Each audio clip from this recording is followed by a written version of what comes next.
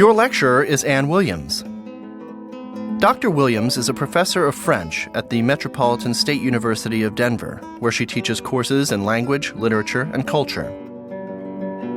She earned her PhD from Northwestern University and earned a Diplôme d'études approfondies from the Université Lyon 2. Dr. Williams was named Chevalier dans l'Ordre des Palmes Académiques by the French Ministère de l'Éducation nationale. She regularly presents conference papers and has co-authored 4 college-level French textbooks.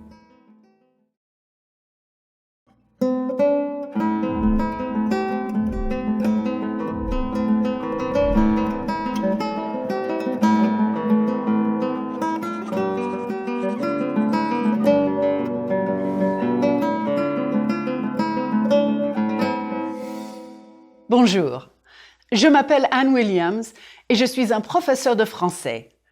Je travaille à Denver, dans le Colorado, depuis 26 ans. J'adore les étudiants dans mon université. J'adore aussi le café. My name is Anne Williams, and I am a French professor.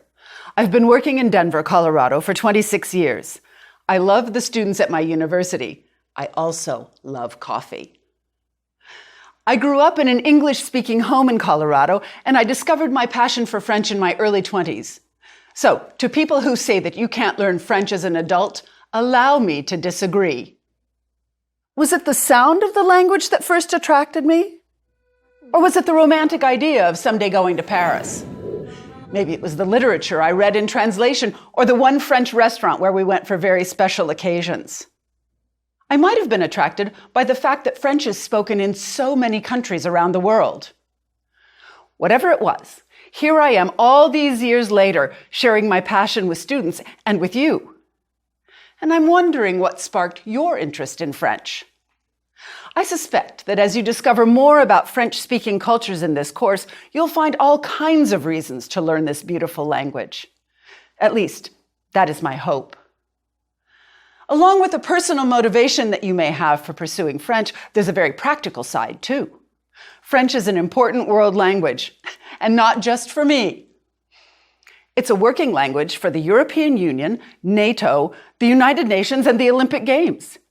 It's among the top 10 most frequently used languages on the internet. French is an official language of 30 countries and is widely spoken in at least 10 others. It serves as a common language in several multilingual countries, particularly in North Africa and West Africa. For example, some Berbers and Arabs in Morocco might not understand each other's languages, but French might be a language they share. You see all 3 languages on the sign at the Green Party headquarters in Rabat. French also allows those of us from the outside to get to know their cultures and gives them opportunities in global markets. When you speak French, you'll join approximately 200 million people who use French every day. And it's been projected that 750 million people will be speaking French in 2050. See? My second language is not in danger of extinction. But what does it mean to learn French or any other foreign language? And how can a course like this one help you to do so? These are wonderful questions to consider right now as you take on this project. First and foremost, it is important to recognize that language learning is a process, a continuous process. It's inconceivable to me that anyone could learn to communicate in a new language just by repeating phrases and conversations. Learn a language in 30 easy lessons without memorizing those troublesome verbs? No. Conversely, just learning those verbs won't do it either. There is no perfect method for learning a language. However, this course will give you tools for working with the language, and most importantly, you'll learn to trust the process. You'll get experience in listening, reading, writing, and yes, even speaking French, if only to yourself or to the friend you decide to share this adventure with. Adventure? Mais oui! You'll be taking risks when I ask you to make funny faces as you pronounce a new sound. Adventure? Understanding French is fun, and it will become easier and easier as you progress through this course. You'll be able to replay things or move on and come back. The language lab that comes after each lecture has speaking activities, and the cahier d'exercice will also reinforce your work. When people ask me which French-speaking country I love the most, well, I hardly know what to answer. Most of my professional experience has been in France, but my recent stay in Morocco makes me want to answer Le Maroc. 2 years ago, though, I would have said Le Sénégal. So, the cultural adventure and the joy of being able to talk with people keep me excited about French. And you? Soon you'll be talking too.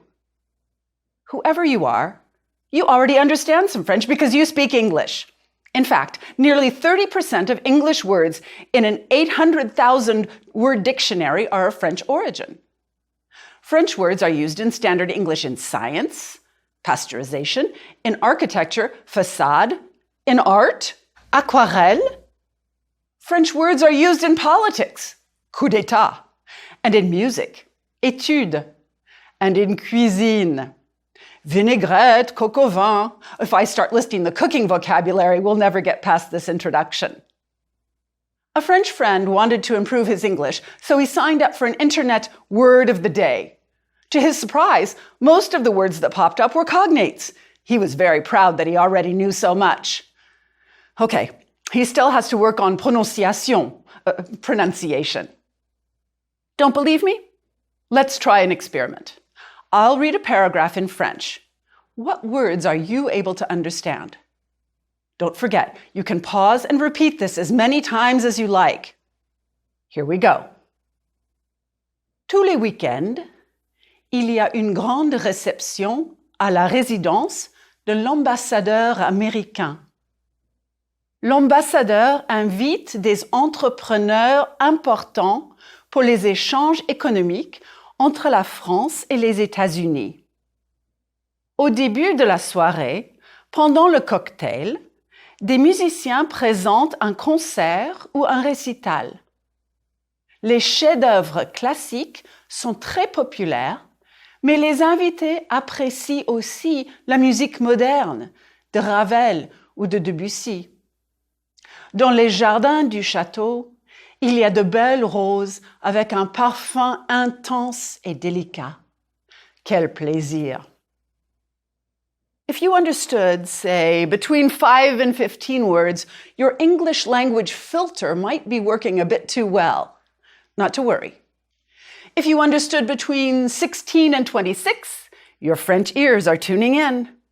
If you understood more than that, félicitations. Congratulations. This little test is just to remind you that you have some vocabulary from the very outset. One other thing. I bet you were pretty focused as you listened. That's important. You'll have activities like this throughout the whole course. Activities where I ask you to repeat, guess, practice. Active participation will help you to learn much faster. Here's another bit of good news. French is a language that loves to follow rules, even if French people sometimes don't. Patterns and rules will help you, and even today's lesson will include things that you can practice and build on. Pronunciation? Yes. And some very useful expressions. Later in this lecture, I'll give some examples of the ties between language and culture.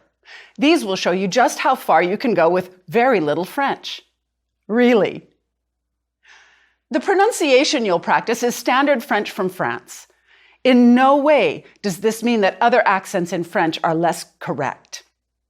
If you have the chance to talk to people from other French-speaking countries, great. It won't take you long to understand their French, and you'll be understood too. At least that's been my experience. You've already been listening to some of the sounds of French, and now it's time to pronounce them. It may feel strange at times, but take the risk. It's worth it. Rather than starting out with letters of the alphabet, let's start with words. That way, you can associate new sounds with some practical expressions. Let's get started. Commençons. I said a bit ago that French is a language that loves rules and patterns. Here's our first pattern. Think about the word nation in English. The French pronunciation is nation. Repeat, nation. If you know that the endings T-I-O-N and S-I-O-N are pronounced sion in French, you won't have much trouble understanding these French words. Passion, conversation, communication. Repeat, please. Passion, conversation, communication. Uh-oh. Did I hear a bit of trouble with communication? Oh, the sion was fine. It's the U, the American U, I'm worried about. Communication. Is French hard to pronounce? Well, maybe at first. It is different. Most people with practice can learn to pronounce French correctly. And if you can't get it just perfect, they'll understand you anyway. It'll work better than what my father tried, which is speaking English louder so they could understand. Let's work on pronunciation and give you some communication tools at the same time. If I can't say anything else in the language of a country I'm visiting, I want to be able to say, excuse me. And the French are very fond of politeness and protocol, so this will go a long way. In French, it's excusez-moi. Please repeat. Excusez-moi. Not only can I apologize for stepping on someone's toe, but I can get a waiter's attention. Excusez-moi. Oh. Tu veux du café? Bah oui, je veux bien. Merci. I can ask the hotel clerk to repeat or clarify. Excusez-moi. And I can even graciously get off a crowded subway car during rush hour. Excusez-moi. Okay, so what are the sounds that might cause trouble? We headed down this path because of the U in communication. Let's begin with the vowel U and the sound that it makes when it's alone.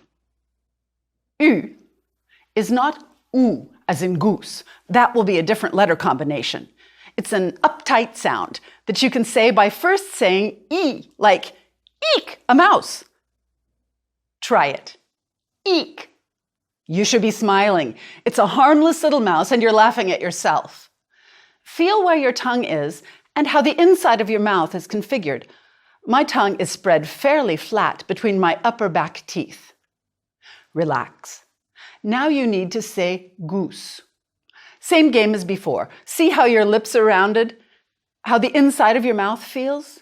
Goose. Your job now is to say E and then round your lips as though you were saying the oo of goose.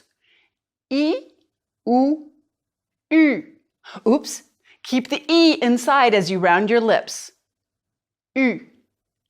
Excusez-moi. Try it a few more times. Excusez-moi. Excusez-moi. Excusez-moi. Excusez-moi. As you polish up your French U, you're already well on your way to avoiding the accent américain. Here's one thing to note with excusez-moi. Even though I varied the intonation to convey different meanings, I never punched the words too much. I didn't use a very wide range of pitch either. French is much more subtle than American English in many ways. You can get your message across quite clearly with little variation in pitch. You can express yourself without sounding sing-songy. So, excusez-moi, I'd now like to add a couple more words to your active vocabulary, vocabulary that you can produce. Monsieur and Madame. You've certainly seen these words before, but now notice how the letters you see correspond or don't correspond to the sounds you hear. One idea? As you learn new words, create mnemonic devices to help you. Consider the spelling of the word monsieur. Now, draw a diagonal line through letters that you don't hear. Monsieur. M, okay. O, okay. N, shall we cross it out? Yes. The S is fine, and the I, E, U, R too. You can draw a line through the R, the R, to remind you not to say it. Voila! Try this, or develop your own system to remember pronunciation. But really, why all the hoopla about monsieur and madame? First, monsieur and madame, when used alone, can be used as a greeting. Monsieur, Madame. Add the bonjour. Repeat, bonjour. Bonjour, monsieur. Bonjour, madame. And there you have the beginning of an exchange with a French person. I can't stress enough how important this beginning can be. I was once at a train station waiting for a train that had been delayed. A frustrated American tourist went up to the conductor and said in French, "When's the train going to leave? Quand est-ce que le train va partir?" She spoke rather good French, but the lack of a greeting really shocked the conductor. He replied, rather firmly, "Bonjour, madame." Our grumpy tourist just needed to be more culturally aware. A simple, "Bonjour, monsieur, excusez-moi," before jumping into the question would have done wonders. Or she could have said, "S'il vous plaît." "S'il vous plaît, monsieur, excusez-moi." These titles add extra politeness to the "excusez-moi." "Excusez-moi, monsieur." In the cultures where French is spoken, using the title is still considered good form. You'll use it with a greeting, "Bonjour, monsieur," "Bonjour, madame," and in other situations. Here's one of those situations. You're an American woman. You're lost, really lost. You see a young woman in, say, her 20s. "Bonjour, madame, excusez-moi." Now you have her attention, and you've shown respect. Now what? You might want to identify yourself as an American and see if she speaks English. Let me just say here that the grammar in this course will give you a strong scaffold to support your French. Here's a tiny grammar preview to help you identify yourself and ask the question. First, to make a statement, you need a form much like English. Subject, verb, complement. So, je is a subject, I. Suis is the first person singular form of the verb être, to be. And then the adjective, américain or américaine. If you are a man, je suis américain, américain. 4 syllables. Américain. Drop your jaw on the final nasal sound. If you are a woman, je suis américaine, américaine. Américaine. Flatten your tongue on the N and close it, N. Here, try this. Say egg, and then N. Américaine. Bonjour, madame. Excusez-moi. Je suis américaine. Subject, verb, complement. There you have it, a basic sentence in French. First, the subject pronouns. Je is I. Je suis dans le studio. Je contracts to J apostrophe when followed by a vowel. J'aime le studio. Tu is the familiar you. It demonstrates a certain informality and closeness. It's used among friends, family, and with children. This is the U sound we worked on before. Tu. Il is he when referring to a person, or it when referring to a masculine noun or object. Elle is she when referring to a person, or it when referring to a feminine noun or object. On is an indefinite subject pronoun, literally one. It can also be used to mean we, they, you, or people in general. More about this later, don't panic. Tout le monde means everyone. Nous is we. Vous is the formal you. You'll use this when speaking to a person you don't know well or anyone to whom you want to show respect. It's pronounced with the oo sound, oo as in goose. Vous is also you in the plural. It keeps you from having to say you all when you're addressing a group of people. Il is they for masculine people and nouns, and elle is they for feminine people and nouns. In French, all nouns have genders. So, for example, the pronoun elle could be used to refer to une actrice or une table. And watch out, one man in a group of 20 women, and the pronoun is il. Sarah, Anne, Marie et Dave. Oui, ils sont ici. Let's try these with a verb. The verb to be. Je suis américaine. The infinitive of this verb is être. It is irregular. Être. Je suis, tu es, il, elle, on, tout le monde est, nous sommes, vous êtes, ils, elles sont. Here's another verb to help you get through that first encounter. Parler means to speak. Here it is in a question. Vous parlez anglais? Vous parlez anglais? The formal subject vous is followed by the second person verb form parler. Parler is what is called a regular verb, a regular ER verb. There are a lot of verbs like this one. They end in ER in the infinitive, and they're all conjugated the same way. Here's a tip. To learn a regular verb, first learn the infinitive. Parler. Then drop the ending. Here it's ER. Add the endings needed for each of the subject pronouns. Repeat, please. Je parle. Tu parles. Il parle. Elle parle. On parle. Nous parlons. Vous parlez. Il parle. Elle parle. And yes, the ENT is silent. To determine if you're talking about one person, elle parle. Two people, elle parle. You need to count on the context. Parler means to speak or to talk. In English, je parle français can mean I speak French, I do speak French, I am speaking French. It depends on the context. I'll remind you about this as you learn new verbs. But back to the lost woman getting help in the street. Bonjour madame, excusez-moi, vous parlez anglais? Je suis américaine, excusez-moi. You can use any combination of these as long as there's an excusez-moi and madame somewhere in there, or a s'il vous plaît.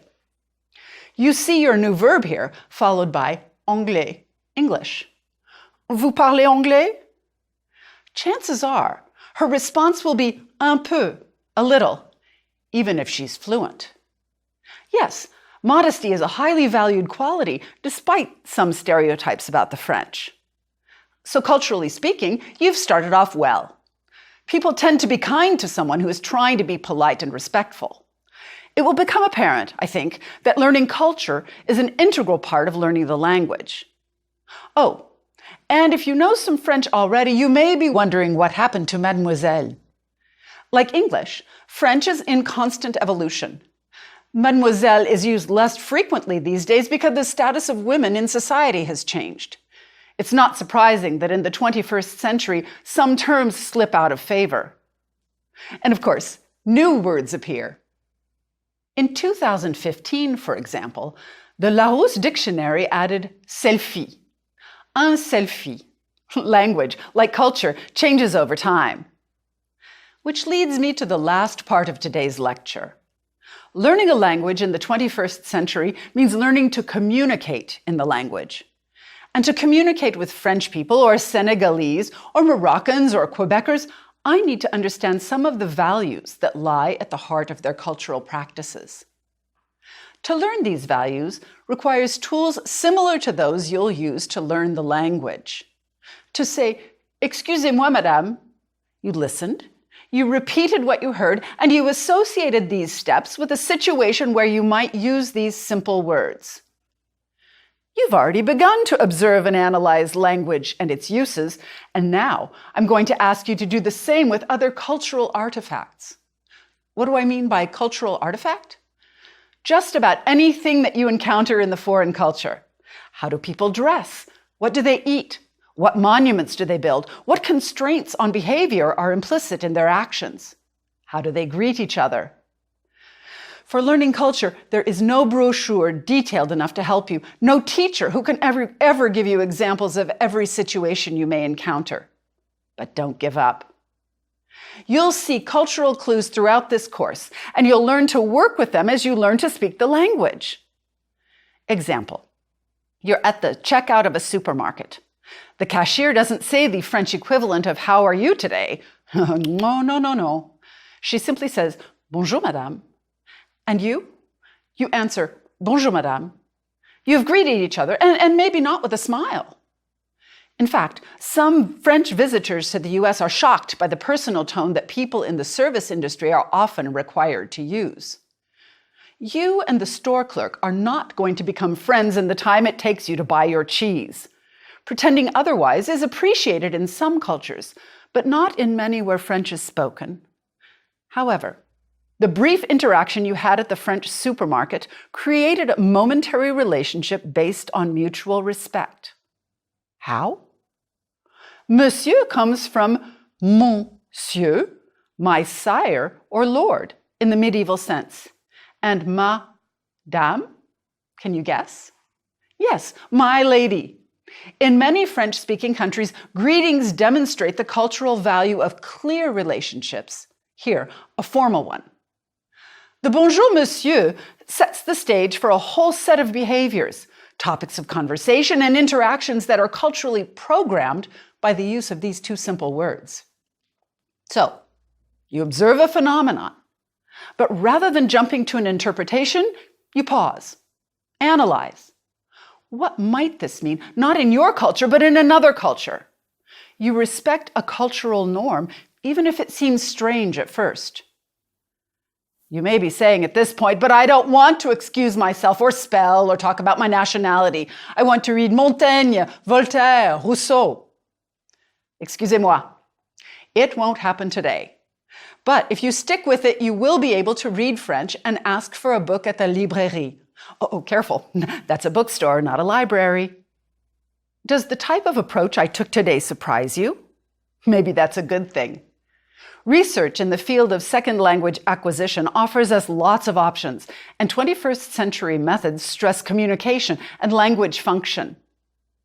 Today's learners are asked to combine playfulness and risk-taking with an intellectual understanding of what language is and how to use it.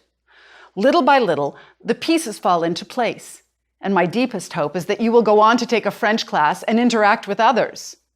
In French, of course. As you can tell, this is not survival French or French for travelers. It's French for someone who imagines an authentic contact with language and culture. Someone who knows that this contact comes slowly. Slowly. And believe me, I was a very impatient learner. We're going to end the lecture today with a scene right out of my past. We could call it Anne before French classes. I was so excited to be in Paris for the first time, but I had about 10 words of French. I had to learn patience. And heaven knows the French people I met early on were very patient with me. Excusez-moi, monsieur, vous parlez anglais? Je suis américaine. Oui, madame, je parle un peu anglais. Can I help you? Oh, thank goodness. I'd like to get to the Place Saint-Michel, and I'm turned around. Turned around? Lost. Ah, okay. You walk down this street, la rue Serpente, past the cinema, until you get to the big Boulevard Saint-Michel. There is a kiosk for newspapers. Then you go left and go down the boulevard. You'll go past some, how do you say, boutique? Right, shops. There is a pharmacy, and I think a restaurant, and the Place Saint-Michel is just on your left. Oh, merci, monsieur. Merci. Au revoir, monsieur. Madame. Okay. Newspapers. Kiosk. Turn left. Shops. Boutique. Une pharmacie. Un restaurant. So on my right, no, my left. Great! La Place Saint-Michel. Et mon ami, avec le sac rouge, the red bag. Bonjour, Kevin. Sure, I put this little scene together for this lecture. But believe me, it reflects many of my experiences in France. Learning to function in French took time. So be patient. Soyez patient. Be patient with me, with the language, but most of all, be patient with yourself. Au revoir, madame. Au revoir, monsieur. And à bientôt. That means see you soon. Groupe 1. Learners hear the word and they repeat. La politesse. Écoutez et répétez, s'il vous plaît. Bonjour. Bonsoir. Au revoir. Je m'appelle. Enchanté. Excusez-moi. Pardon? Pas de problème. Oui? Non? Je ne sais pas. S'il vous plaît. Merci. De rien.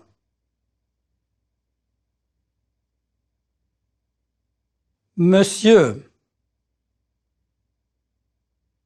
Madame. Mademoiselle.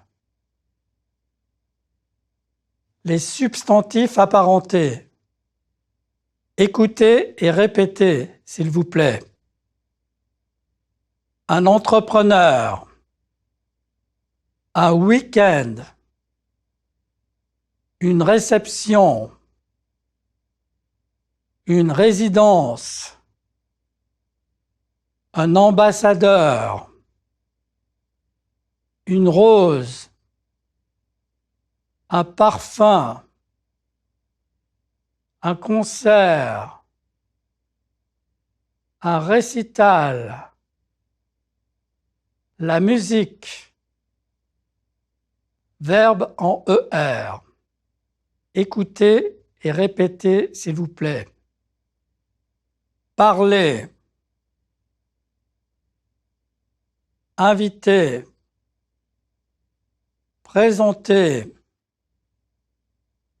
Apprécier. Adorer. Adjectif apparenté. Écoutez et répétez, s'il vous plaît. Important. Intense. Délicat. Classique. Populaire. Moderne. Nationalité. Écoutez et répétez, s'il vous plaît. Américain. Américaine. Français. Française. Canadien. Canadienne. Mot français utilisé en anglais. Écoutez et répétez, s'il vous plaît. La pasteurisation. Le coup d'État. La détente. Le laisser-faire. La façade. L'architecture. L'art. L'étude. Le fuselage. La vinaigrette. le coq au vin. Grammaire, les pronoms sujets. Écoutez et répétez, s'il vous plaît. Je, tu, il, elle, on,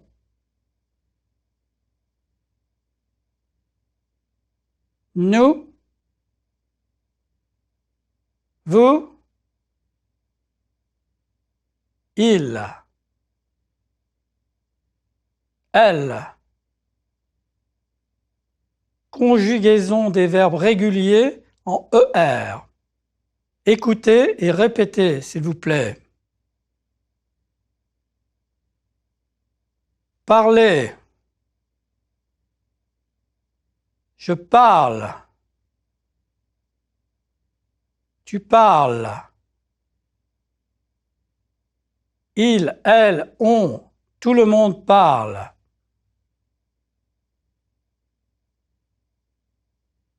Nous parlons. Vous parlez. Il, elle parle. Adorer. J'adore. Tu adores. Il, elle, on adore.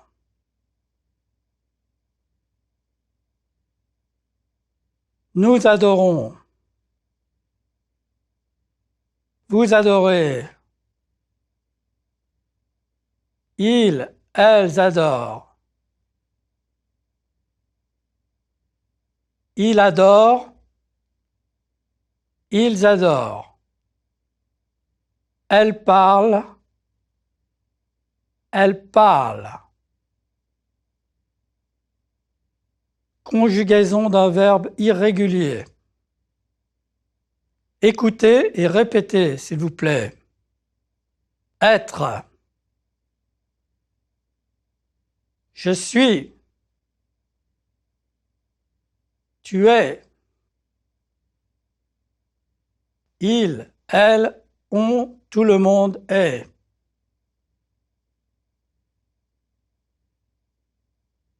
Nous sommes. Vous êtes. Ils, elles sont. Notice that several of the letters you see are not pronounced here. Je suis.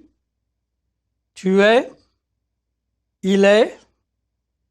Nous sommes. Vous êtes. Ils sont. And with ils sont and elles sont, you hear an S sound. Les sons du français. 3 voyelles. Prononcez, s'il vous plaît. I, U, ou. Il, vous, tu. Notice how tight the sound E is. There's no diphthong, which is to say that the vowel sound doesn't change. Prononcez, s'il vous plaît. Sylvie, Mimi. Ooh. To make the sound ooh, I round my lips and the inside of my mouth as though I were saying goose. Ooh. Again, no diphthong. Prononcez, s'il vous plaît. Où, vous, nous, où. U. For the French U, begin with the sound E, pronounce E. Now, while keeping the inside of your mouth in the E position, round your lips like OO. E, OO, E, OO. Prononcez, s'il vous plaît. tu, du, sur. Excusez-moi. Communication. Petit dialogue. Écoutez et répétez, puis lisez le dialogue entier, s'il vous plaît. Bonjour, monsieur. Bonjour, madame. Bonjour, mademoiselle. Bonsoir, monsieur. Bonsoir, madame. Bonsoir, mademoiselle. Au revoir, monsieur. Au revoir, madame. Au revoir, mademoiselle. Excusez-moi, madame. Pas de problème, monsieur. Excusez-moi, mademoiselle. Je parle français. Tu parles français? Oui, je parle français. Tu parles anglais? Oui, je parle anglais. Christian parle anglais et français.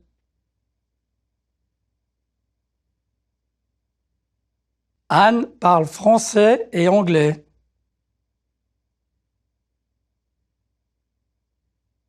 Nous parlons français et anglais.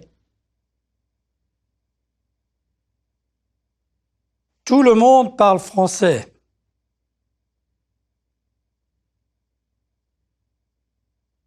Vous parlez français, monsieur?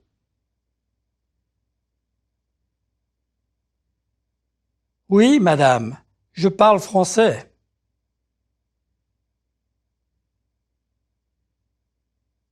Écoutez et répétez, s'il vous plaît.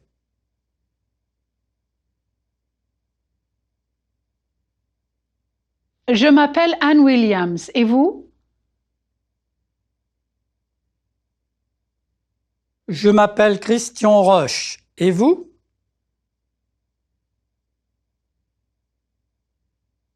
Je m'appelle...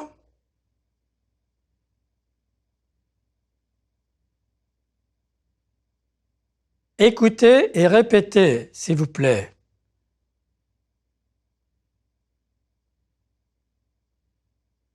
Vous êtes français?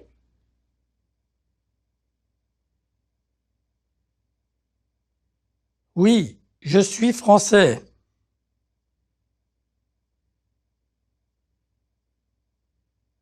Christian est français.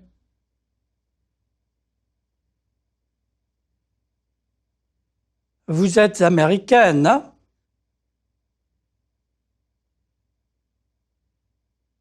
Oui, je suis américaine.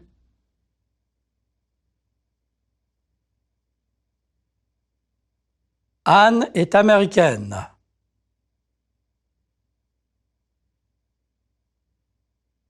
Groupe 2. Compréhension. Écoutez et puis répondez aux questions.